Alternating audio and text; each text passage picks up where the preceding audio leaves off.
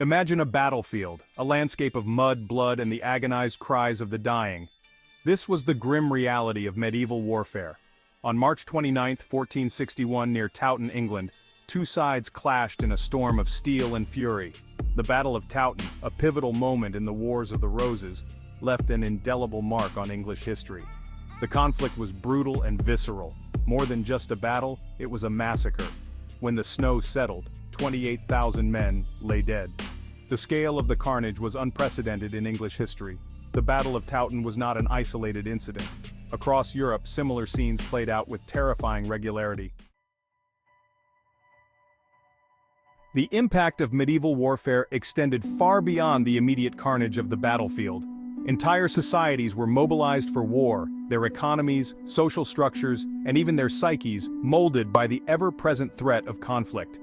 Peasants were ripped from their fields and pressed into service, their lives transformed into those of reluctant soldiers. The constant need for soldiers and resources placed immense strain on medieval economies. Taxes soared, trade was disrupted, and the very fabric of society was stretched thin by the demands of war. The psychological toll was equally profound. Generations grew up under the shadow of conflict, their lives shaped by the knowledge that violence could erupt at any moment. The fear of raids, sieges, and battles was a constant presence, casting a long shadow over daily life. Women and children lived in fear of losing their husbands, fathers, and sons, while men faced the ever-present danger of injury, capture, or death.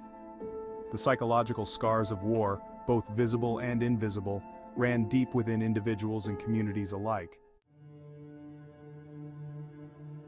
In the brutal theater of medieval warfare, survival often hinged on sheer luck.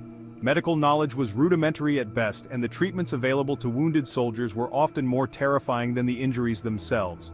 Infection was a constant threat, and even minor wounds could easily prove fatal. Imagine a battlefield surgeon, his hands and instruments more accustomed to butchering animals than tending to human beings. Amputation, often performed without anesthesia, was a common procedure, a desperate attempt to save a limb from the ravages of gangrene.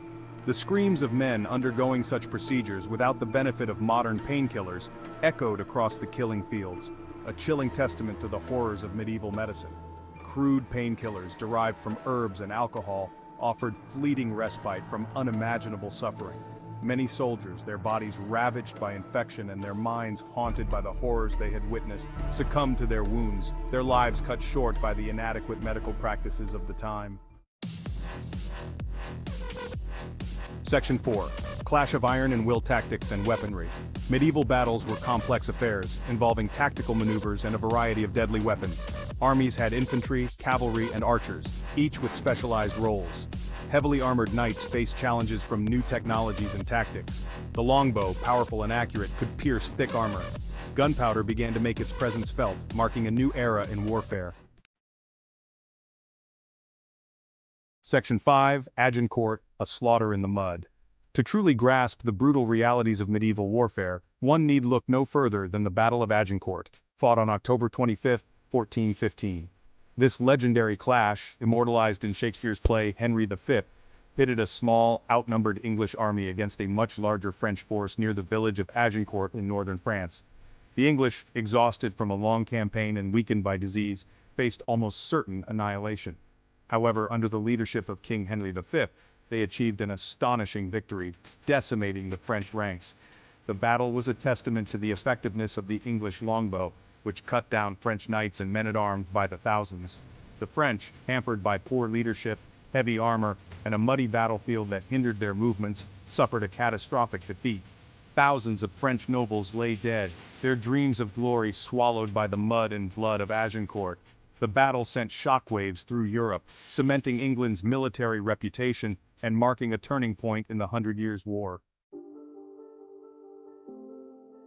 Section 6. Scars on History, the Enduring Legacy. Medieval warfare left an enduring legacy on European society and culture. Castles, symbols of power, gave way to fortified towns as gunpowder made them vulnerable.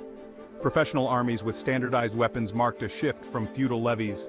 The psychological impact of centuries of warfare ran deep. A culture of violence permeated medieval society, reflected in art and literature.